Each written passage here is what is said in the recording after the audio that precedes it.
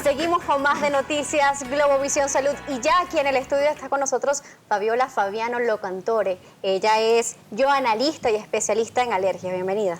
Gracias, Daniela. Gracias a Globovisión por la invitación y bueno, un placer siempre estar con ustedes. Queremos especificar ahora qué son las alergias alimentarias y por qué son tan frecuentes y qué personas son las que son más sensibles a ellas.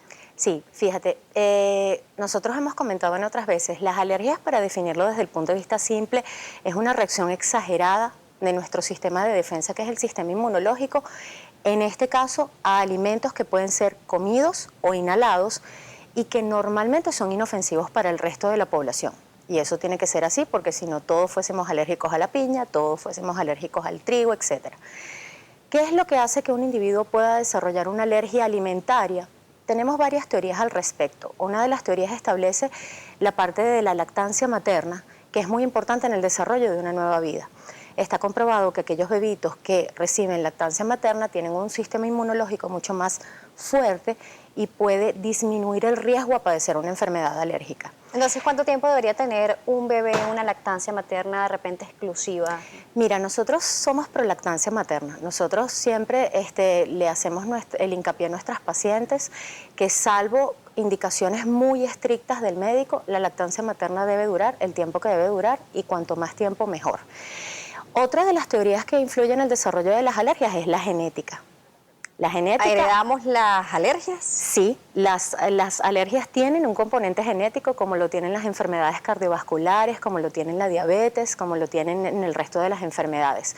Si papá es alérgico a algún alimento, el bebé tiene 25% de probabilidades de desarrollar una alergia. Y si mamá y papá son alérgicos, este riesgo puede aumentar al 50%. Sin embargo, hay personas con padres alérgicos que no desarrollan algún tipo de alergia alimentaria durante toda su vida. Estás en lo correcto. Fíjate, es posible que yo tenga unos padres alérgicos y yo no desarrollar una alergia alimentaria, pero también puede pasar al revés. Yo puedo tener padres que no hayan tenido alergia o no haber tenido historial de alergia en la familia, y modificaciones en el embarazo hace de que el nuevo bebito pueda desarrollar una alergia. ¿Genes recesivos también podrían intervenir? Hay un grupo de genes, sí, hay muchas teorías en el área de las alergias que es interesante evaluar. La genética cumple un papel importante, pero más aún, Daniela, la participación más importante la da la dieta en el embarazo y la introducción tardía de los alimentos cuando el bebito nace. Es muy importante mantener la lactancia materna por el fortalecimiento del sistema inmunológico del intestino de ese nuevo bebé.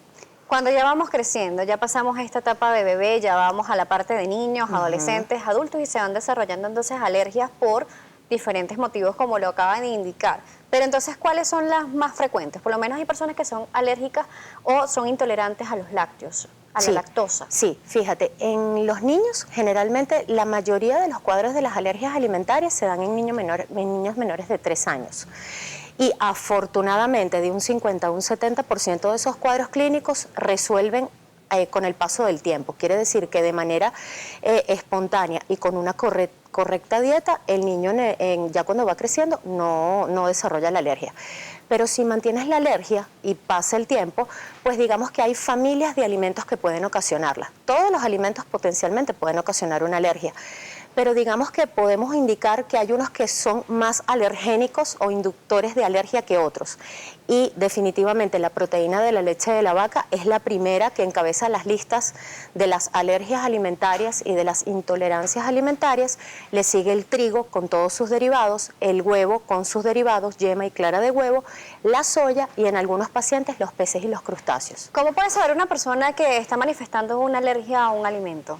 Sí, fíjate, hay síntomas que pueden comenzar siendo quizá muy inespecíficos y en otros casos pueden ser más fuertes, pero síntomas de dolor abdominal, distensión abdominal al consumir el alimento, diarrea, erupción en la piel, que es lo que nosotros llamamos el rash cutáneo, o en los bebitos se ve mucho en la región peribucal, o sea, alrededor de la boquita.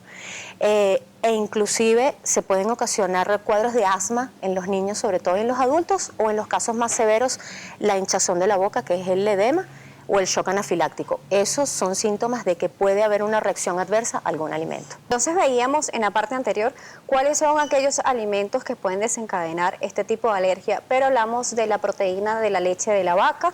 Ahora vamos a avanzar. Hay también frutas que pueden hacerlo. ¿Cuáles son esas frutas que tienen mayor incidencia en las alergias del organismo? Sí, fíjate, eso también es un tema muy importante. A medida que avanza la edad, el riesgo de las alergias al consumo por frutos secos aumenta grandemente. Sobre todo dentro de los frutos secos tenemos el maní, en que lidera quizás las alergias y es una de las alergias más fuertes descritas a nivel mundial.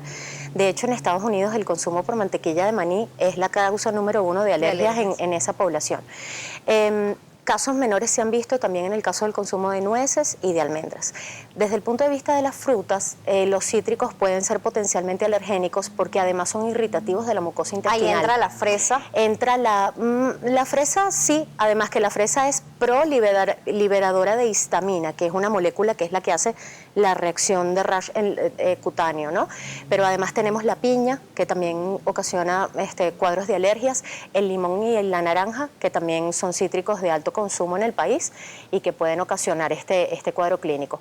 En el melocotón o el durazno o familias cercanas al melocotón y el durazno también pueden ocasionar fuertes cuadros de alergia y han sido descritas reacciones menores, pero las ha habido con otras frutas como puede ser la manzana, la pera, etcétera. Pero básicamente las que te indiqué, digamos, son las más importantes en la frecuencia del cuadro clínico. Además de esas reacciones cutáneas, subcutáneas en la piel, ¿qué reacciones en nuestro organismo, en nuestro estómago se pueden manifestar? Sí, fíjate, la alergia es una respuesta del sistema inmunológico y así como vemos las reacciones en la piel o la vemos en la distensión intestinal o la vemos en la boca de los bebés, pues así se inflama nuestro intestino por dentro.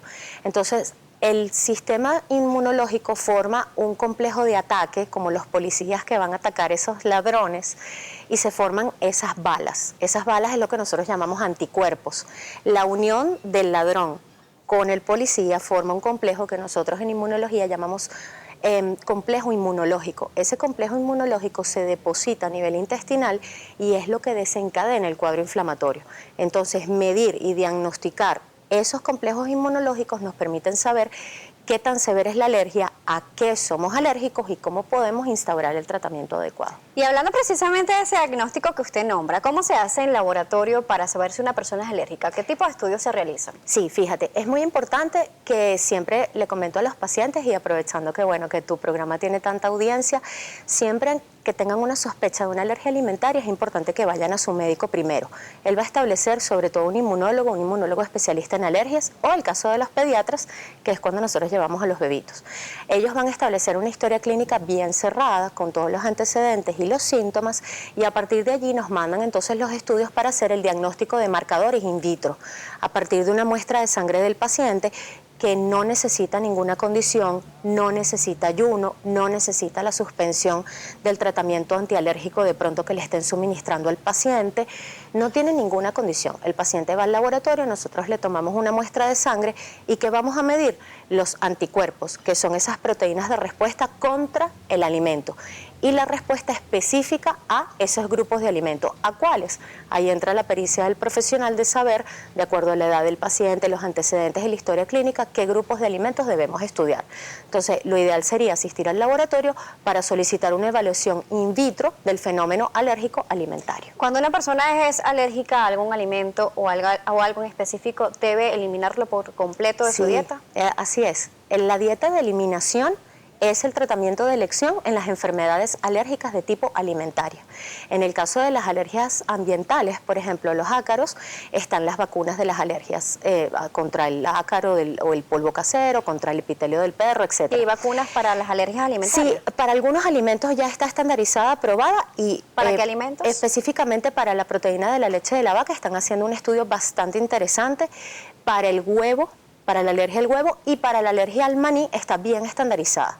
Para otros alimentos tipo peces y crustáceos, soya y algunos otros alimentos todavía está en estudio.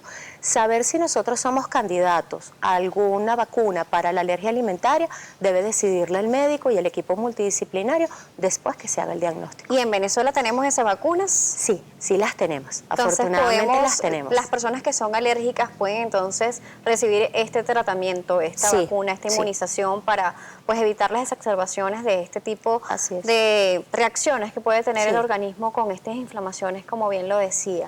Y que el riesgo, Daniela, es que una alergia alimentaria que no se trata, el riesgo de que venga un cuadro clínico más rápido y más severo cada vez es mayor.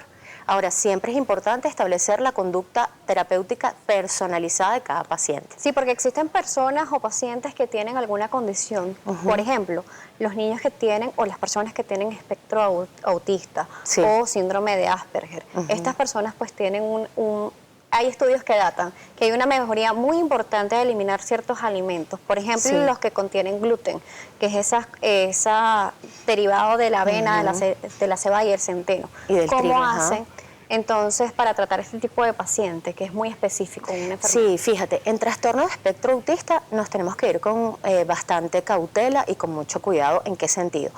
Por una parte, porque los niños con trastorno de espectro autista han mostrado cierta susceptibilidad clínica y algunos grupos de investigación así lo avalan, algunas vacunas, por una parte.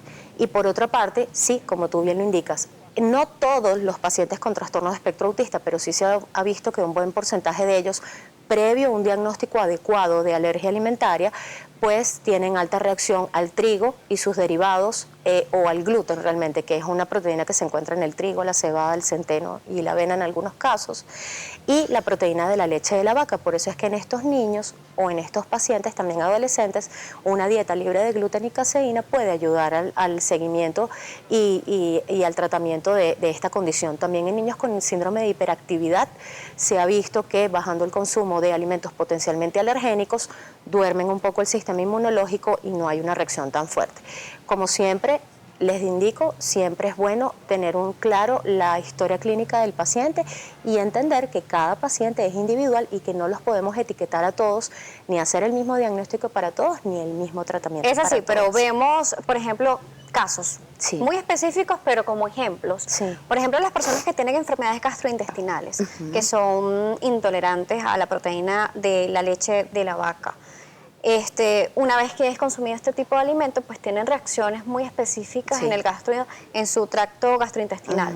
Entonces, a veces dicen, bueno, voy a tomar un poco solamente, pero ¿qué implica tomar solamente un poco de este factor alergénico que está provocando algún tipo de inflamación en nuestro organismo? Sí, depende del cuadro clínico. Fíjate que has mencionado varias cosas muy importantes. Una cosa es la alergia alimentaria, que es un cuadro rápido, de respuesta inmediata, pocos minutos después del consumo del alimento, mediado por unas balas especiales de estos sistemas de policías que se llaman IgE y que no es dosis dependiente. Es decir, tú puedes consumir un poquito de camarón o una gran paella y si eres alérgico a los peces y los crustáceos puedes pasar un mal rato independientemente Y que de la por lo menos en cantidad. ese específico son personas que se inflaman o se hinchan. Exactamente, en la y tienen parte que salir externa, corriendo para la inyección de adrenalina. porque pueden hasta trancarse en la Exactamente, respiración. el edema de glotis que se ve mucho en estos pacientes. Pero hay otro tipo de reacciones que son crónicas en el tiempo, con una sintomatología más inespecífica, distensión abdominal, me siento un poco rara, hinchazón asociado a migrañas muchas veces, a síndrome de fatiga crónica, etcétera, y que no es mediada por el anticuerpo IgE, sino por el anticuerpo IgG, y en ese caso es cuando hablamos de intolerancia alimentaria. La intolerancia es más dosis dependiente. Probablemente pocas cantidades de leche no me hagan daño, pero mucho consumo de leche puede que me haga la reacción. Es así, las personas que nos están viendo en este momento y quieren tener contacto con usted para tener o aclarar algunas dudas sobre algunas alergias que puedan estar presentando, ¿cómo lo pueden hacer? Ok, me pueden contactar a través del Twitter, @fabialergias, como suena, @fabialergias, por el Instagram, fabiola.fabiano.l de Locantore, y a través de la página web www.torrecaracas.com. Allí le podemos dar toda la información que necesitan y bueno, toda la ayuda que podamos suministrarle a estos pacientes. Es así, nosotros por el día de hoy vamos a despedir esta entrevista dejándole también nuestras vías de contacto @salud_bebé. También nos puede seguir a través de todas las redes sociales como @globovisión y ver todas las entrevistas que hacemos día a día para ustedes en www.globovision.com y escucharnos a través de Globovisión Radio. Será hasta una próxima oportunidad.